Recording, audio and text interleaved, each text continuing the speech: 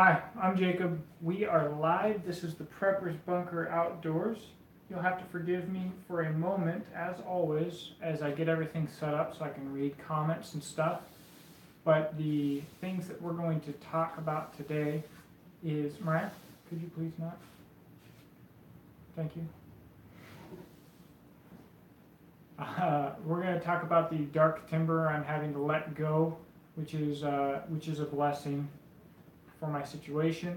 We're going to talk about Exodus blades. I've got some exciting news about that.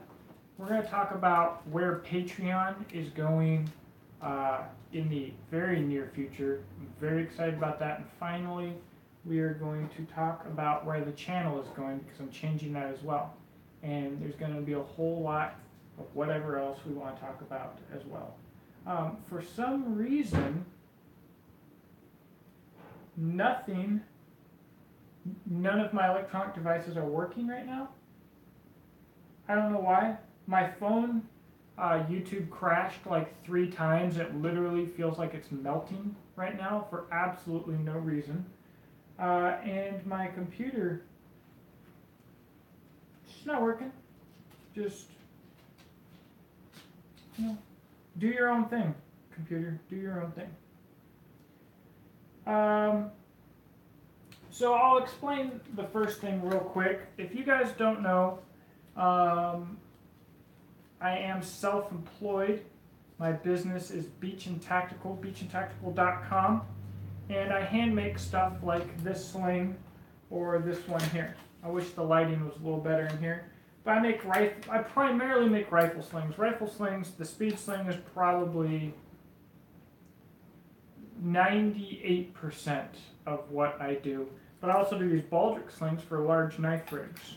About 3 weeks ago, maybe even coming up close to a month ago, I broke my ankle. As it turns out, I broke my fibula. I broke the mortise that holds the fibula to the tibia, and I broke the tibia, and I messed up all kinds of tendons, and my foot's like popped out of socket. I had all this stuff happen. It was a really big deal, and being that I'm self-employed and don't have employees, it was kind of an emergency financially as well.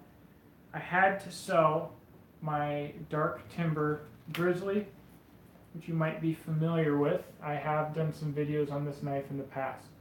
I went to the Dark Timber Brotherhood on Facebook, and they really hooked me up, and I was able to sell this whole kit with a custom sling. And I offered the guy who bought it, I said, I can send you the knife right now, or I can send it to you when I make the sling, but it's going to take me a little while to make the sling because I broke my ankle. I'm not able to work, which is why I need to sell it. He told me to just wait until I could do it. I've been able to get back to work a little bit, very slowly though. I can't do a lot of work during the day. I'm still struggling. In fact, I was supposed to do a very similar sling to this today, and I wasn't able to get to it. I don't know if you guys know this, but technology that doesn't work, that's failing, is one of the things that makes me just lose my mind. And what the crap?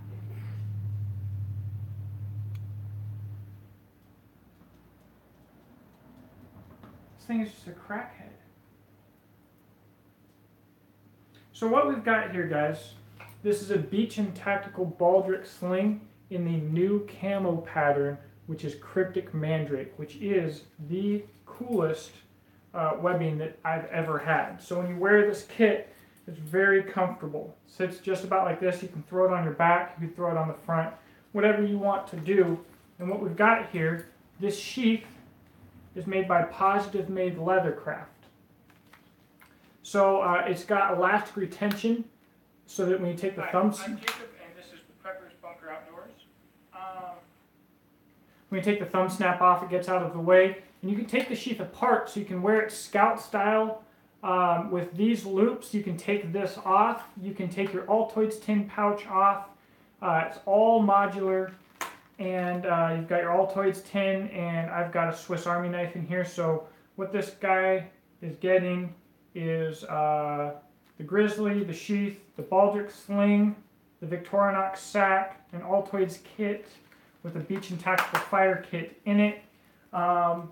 And basically I wanted to talk, the reason I want to talk about this is this was like a grail knife for me. This is basically the most expensive knife I've ever bought. It was really a hard thing to let go, but what a blessing to have the Dark Timber Brotherhood there.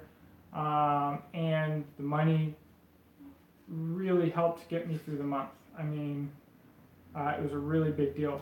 Now, for all the people that have orders on Beach and Tactical, I've contacted almost all of the older ones. I'm sorry about the wait, guys. I'm basically usually doing one sling a day, or I'm shipping stuff or whatever. It's going slow, but it will be done. Every sling that I make right now is really special to me because there's a lot of pain involved, and it just makes it a more special product to me. So that was just really incredible, just really cool. All right, I finally got this set up. Just really cool. Okay, here we go. So we've got Jack. Hey, what's up, bud? Zach, Rick, Grey Wolf Outdoors. How you doing? Christopher, Jeff, and Monkey Mike. Thank you for watching, guys. Let me know if you have any questions. The next thing I was going to talk about is Exodus Blades. I don't know if any of you have heard of Exodus Blades. It's what I'm going to name my own mid-tech knife company. And so I will be making knives, or I'm not making knives, guys. I'm designing knives and sourcing them, being made in America, from ADCRV2, a phenomenal steel. You may be familiar with some of my work in the past with the Super Kook, but actually the first thing we're going to be releasing is called the Gunslinger. And I have a completed version of that here. And basically what we've got is you get the power of a kukri, but you get more speed, more penetration. The handle was specifically designed to be incredibly versatile. So if I'm choked up, I can comfortably do my fine work and carving, notches, whatever, but I can choke back and really waylay on some stuff. And so this knife was finished out by Joshua Fightmaster of Triple J Knife Works. The big announcement, by the way, this sheath is by Doug Wilson. Just knocked it out of the park. That perfect, beautiful click. We might make a couple changes to this here soon, but it's got a piggyback to hold a CR 2.5. Phenomenal, phenomenal setup. So here's what we got. This is a milled blank. There's a firearms manufacturing plant that I have built a relationship with that is going to be milling these out. They do a beautiful job, and as of right now, they'll be finished by Joshua Fightmaster of Triple J Knife Works. I have no plan to change that. I'm just saying as of right now because he's doing these first prototypes. And for any of you, there are a few people who for the past about 2 years have been following me and keep saying, when your knives are going to be available for sale, let me know, let me know, let me know. I can't keep track of everybody. You just have to keep track to the YouTube channel. I'm going to do I'm going to do a video on this topic, but I'm going to sell one of these blanks to fund finishing the 5 prototypes that I have. What you'll have here, this handle will have a carbon fiber insert that will be epoxied in for strength and weight reduction. It is ADCRV2. You'll get your choice of handle scales, and you will get your choice of grind finish if you like. It will run about $575 without sheath. So I will go into more depth and more detail on that in its own video, but it will be an 11.5-inch blade, 2-position handle, probably the most versatile knife I think that's ever been designed. Especially for a large chopper. Super comfortable to use for a long time. Now, I don't know if I'm supposed to talk about it, but since they're not wanting to keep me in touch, I will. I was chosen to be on Knife or Death on the History Channel for season 2, and then I broke my ankle. So basically, when I broke my ankle, I had to sell my dark timber knife. I had to cancel our 3 or 4 day, 5-year anniversary vacation to Gatlinburg. I didn't get to go to Knife or Death. I had to postpone 2 job interviews that were really big. This is a huge deal for me. Like, it's been insane. Anyways, so Exodus blades. The first model will be the Gunslinger. I'm not sure if the second model will be the Super Kook or not. I have some huge plans in the works. People don't know it, but the market is lacking in a few things. I know it, and I'm gonna fix it. So I'll get off of the Exodus blades for now. Okay, let's see here. Okay, so Zach asked what the word is on my second surgery. So basically, I broke all of these bones, and my little fibia is here, and my big tibia is here. I also damaged a bunch of tendons. And so my foot, with all the swelling and everything, is out of socket and off to the side. They did a surgery on this side and bolted stuff together, and they said that my foot should go back into place, but if it doesn't, then they'll have to do a surgery on the other side and do a bunch of stuff there. I'm really hoping that that's not the case. I should find out about that on Monday, Zach. So, you know, until then, I don't got anything for you. I don't know. So Patreon. Let's talk about Patreon real quick. I do Patreon, guys, and here's the deal. YouTubers want to work with companies because they want to make money. Nobody does YouTube. Almost nobody continuously does YouTube and puts out product, puts out the work involved, hoping to achieve nothing. Now, my primary goal when I got started was to make money off of monetization and to help people and to educate people about knives, the outdoors, guns, all that kind of stuff. When YouTube screwed over the entire conservative community, I stopped monetizing, and after they screwed me over. But if I'm going to be spending this much time on YouTube, I need to make money. This is where people in my genre then look to manufacturers. The problem is if you're getting paid by a manufacturer, you're getting sponsored by a manufacturer, they're paying for your trips, they're paying for whatever, you, in essence, just become another source of advertisement for them. You just become a TV commercial that's cheap for them to air and cheap for people to watch. Nobody wants to go to YouTube to watch commercials. I am absolutely morally opposed to that. So what I started doing at that point is telling people that I do own a business and a website, advertising myself so there's no ads. So you watch an ad of me, say I run a business, but also Patreon. So if you want to see knives designed completely unbiased, I want to help you, but I can't buy all the knives, right? I would if I could, but I can't. And that's where Patreon really comes in. It's a personalized experience. If you say, I want to see this reviewed, hit me up on Patreon, help me out, and I'll make it happen. So our next plan for Patreon, I'm going to start moving to more cheaper or more easily accessible gear. My next video, as per my patrons, is I'm going to be testing 2 knives from Walmart. A Buck 119, or the General, or is that the 110? It's the 110 or the 119, the General fixed blade hunting knife, and the Gerber, either the Strong Arm or the other model that's the same deal. They're both available at Walmart. They're both $50. They're both made in America, and they both have a following in the survival knife community. Now, the Buck is not a survival knife. It's a hollow ground stainless steel blade, uh, but it is one of the best knives at Walmart, and people do say it's a survival knife. I can't tell you how many comments you'll see online. I've owned my buck for 350,000 years, and I've baton through dinosaur bones and diamonds with it, and it's never failed me, and it's the best survival knife.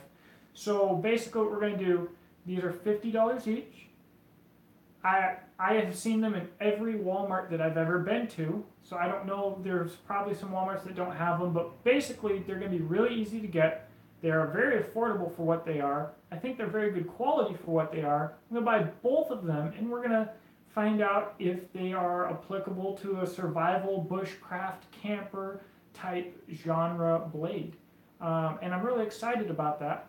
We are $33 away from our mark on Patreon for that. I will have that amount next month, but if you want to see the videos sooner, check out my Patreon and help me out. And that's going to be really, Patreon's going to be a core of what makes this channel great, I think, in the future. So let's see here. Christopher asked, what is Patreon? So Patreon is, okay, a patron. In the Renaissance, famous artists made their living because people would pay them to be artists. They would financially support them. A lot of times the artists would live with their patrons. And so basically you are being paid by your supporters to benefit the community in some way is the concept of Patreon. It's a place for patrons who want to support somebody who is donating to the community. And so I believe you can do one-time payments through Patreon, although it might be best just to do that through PayPal, but it's a monthly thing. So basically, you know, you're like, I like this YouTube channel, I like this artist, whatever. I will give $1 a month to this person. You give them the PayPal information, and then every month Patreon pulls 1, 5, 10, 20, however many dollars from each person. When you bring everybody together, that can be huge. I'm sure that people like Iraq Veteran 888, they probably make $1,000, $2,000, $3,000 a month from Patreon. They might make $10,000 a month from Patreon. I don't know. I am working on some ways to give back to my patrons. Usually when like the first thing I did was tested the K-Bar. From donations from my patrons, I bought 2 K-Bars and I gave one randomly back to the patrons. And I want to do stuff like that. I want to reward my patrons, and I also want to give Patreon exclusive content. Because if you're a subscriber and you believe in this channel enough to help make it possible, you deserve a thank you, right? Now, with that being said, if you can't be on Patreon, you can help this channel immensely just by commenting and sharing videos that you like. But that is what Patreon is. Let's see. Thank you, William. I appreciate that. Okay, so I mentioned with Patreon, I'm going to be trying to test gear that is more accessible, easily accessible to the everyday Joe. The everyday guy, look, not everybody's like me spending big money on knives, and I didn't start out that way. I grew to have an appreciation for knives through hard use of knives, through extended use of knives. But I didn't start out that way. I bought a used BK9, and I thought that was monumentous. But my channel in general, I'm gonna try to change the overall feel of it entirely. So in the past, I was primarily going into the woods with no food and a knife and a little bit of gear and doing videos. What I really want to do is I'm going to start incorporating more fishing and more hunting. So I'm still going to bring a pack and a knife, obviously, but I think I might be a little bit less knife focused. I will still be reviewing different knives. I've got a lot of knives in my queue right now. But, I got this Eagle Claw telescopic rod here. This rod with reel and line was $26 shipped from Amazon. I've got this little spinner kit from Panther Martin, the Deadly Dozen. My first 2 minutes using it, I lost a lure, so now it's the Deadly 11. Is something that I like. And then, again, on budget, I thought I should probably have a fillet knife. And I'm used to the Rapala knives, but I remembered my Rapala knife as I was a kid being kind of crappy and kind of dull. I was like, well, maybe Mora makes one. Because if you want a good blade and you have no money, you have to buy a Mora. I mean, that's the only option. If you've got no money, Mora's the only option, and it's a phenomenal option. Lo and behold, they did have a fillet knife. If you guys are interested in fishing and you didn't know about this, I think it's something that you're going to want to check out. I think it's $15 or $20. And check out how thin that blade is. Like all Moras, this thing is insanely lightsaber sharp, weighs nothing. They have a larger version with a 6-inch blade. I'll be getting that one. I have a trip planned for Florida with my family. But guys, Mora they're just awesome. Honestly, if there could be 2 knife companies, right? 2 knife production companies, and they were Mora and Essie, I feel like most people would actually be better off, which is kind of crazy. So, Jonathan, I'm glad to hear it, man. It's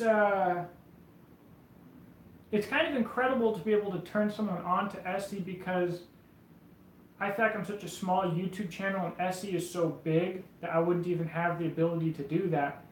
But, if people don't know about Essie and I can show them Essie, it's a game changer. It's an absolute game changer. And I'm looking at another Essie that I really want to buy right now. Let's see. And I'm glad that you enjoy the sling. If you ever have questions, let me know. I'm working on some new prototypes right now, but it's just hard to beat the speed sling for me, personally. Christopher asked if I've ever thought about designing a field parka. I've considered it a little bit. I just don't know how production and everything else would go. I've got so many irons on the fire, but it is something that I have considered. So what do you guys think? What is your opinion? Oh, the other thing I want to show you. So I'm changing to fishing and a gun. Well, I thought about bringing the Chiappa Little Badger, but it's not really set up well for a sling. And you know what I love is my Henry Golden Boy. The problem is this isn't set up for a sling either. I could set it up for a sling, but I don't want to take this thing out because it's so beautiful. Not for the kind of trips that I do. It's rough. But basically, this rifle is so nice. I point at stuff, and I pull the trigger, and I hit it. I mean, it's incredible how awesome this rifle is. But like I said, I don't want to take it out with me. Now, I wish that I made enough money so I could just say, well, I'm just going to buy another one that will be more suited to being taken out. I don't. So I am right now actually going to sell this, which is kind of my sweetheart again. But Henry came out with a rifle model called the Small Game Carbine. 16-inch octagon barrel, same as this. It's got a Skinner peep sight on the back, which is really, really nice, and a big loop lever. So basically, it's everything that I wanted in a Henry when I bought this, and they didn't offer that from the factory. And so what do you guys think about the transition from basically the knife-only survival trip to survival trip with minimal kit, but also a rifle and more focus on fishing? Does that sound like something that, and also more focus on budget? Does that sound like something that you guys would think was cool and entertaining, or are you here for the knife-only genre? That's important to me, so let me know. So Jonathan Hasler said, this is a 22 long rifle. Part of the reason I also bought this is it'll take 22 long rifle, 22 long, or 22 short. I love shooting 22 short and 22 short, 22 Colibri or Super Colibri. This is a 22 though, and the one they'll be getting would also be a 22. Jonathan Hasler said, I wish they made an all-weather version like that. Holy crap, dude, you are right up my alley. So basically, I think the perfect Henry would be the Henry small game carbine, exactly like I want, but with stainless steel hardware that's Cerakoted black. Or a lot of people like the stainless finish. I don't really prefer it. So if I could get that Cerakoted black, so it looks like a lower quality blued finish, but it's a stainless steel. Dude, that would be so awesome. But I wouldn't want the rubberized wood or the black wood. I want wood. I want black.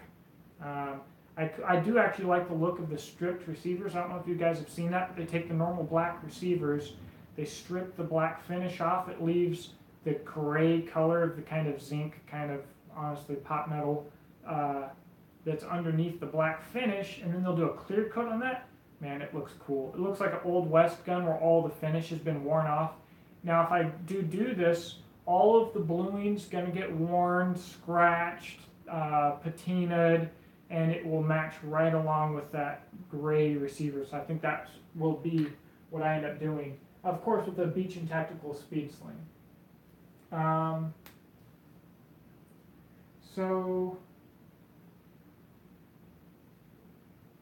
Rick said that the new idea would be more popular with more people. I hope so. And I think it's a little more accessible too. One thing that I've wanted to do since I made my channel is do more gun stuff. And I just haven't. I've got multiple gun videos in queue right now being pushed back because I can't walk.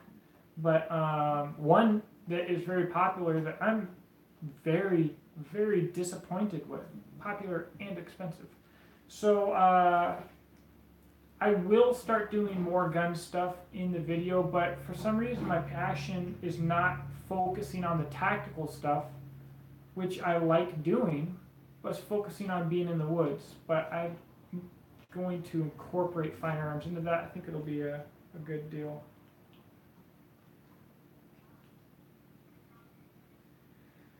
Anyways, guys, I think one last thing that I want to show you.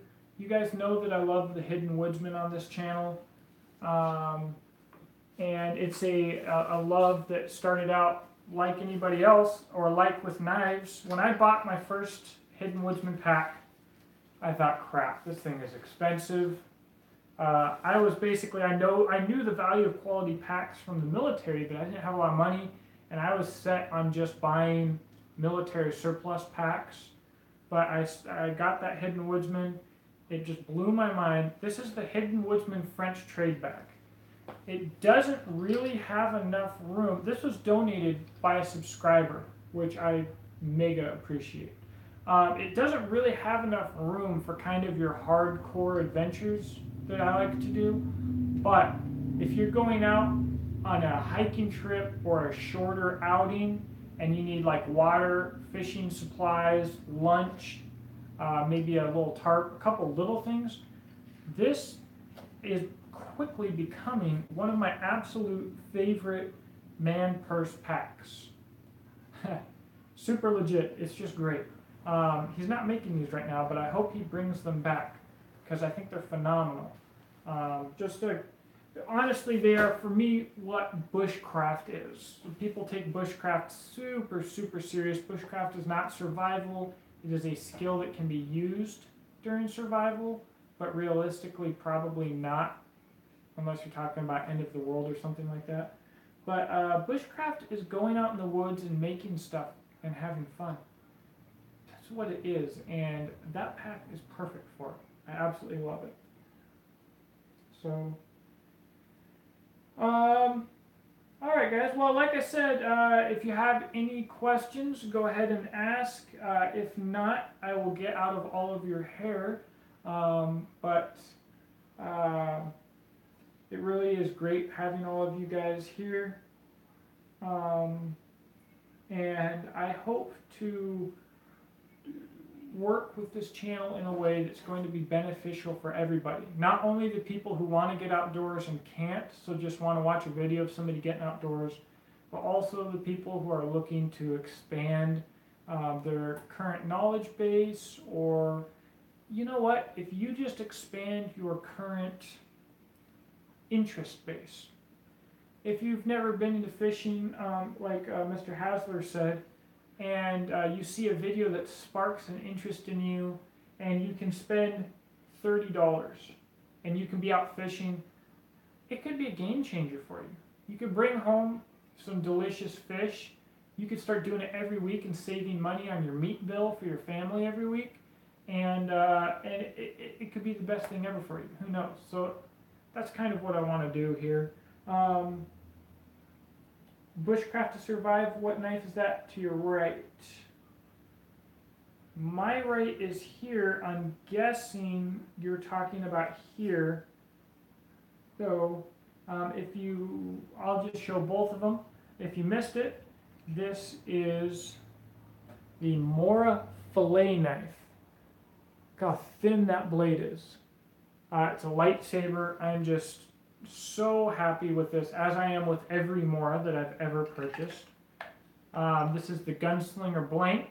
Bushcraft to Survive in particular will have your hands on one of these for testing, because nobody tests a knife like Noah from Bushcraft to Survive. And then on my right here is the Gunslinger.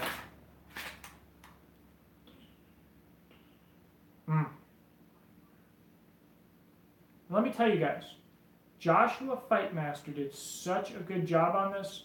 If you like knives, custom knives, if you just like knives, check them out. Especially if you like custom knives and you buy one every once in a while, make sure to check out Triple J Knife Works. And right now, he's selling some small knives, like EDC size or small hunting size, in CPM 3V with a sheath for $145. That's a lot of money to non-knife people. But once you start getting the community and seeing what stuff costs, getting a knife in CPM 3V for $145 that's custom, handmade, and to have the level of fit and finish and attention to detail that Triple J Knife Works knives have, phenomenal. So I would definitely do yourself a favor and check that out. So, all right, guys. Noah, do you have any other questions? Anybody, let me know, and if not, we'll probably cut it. Let's see here.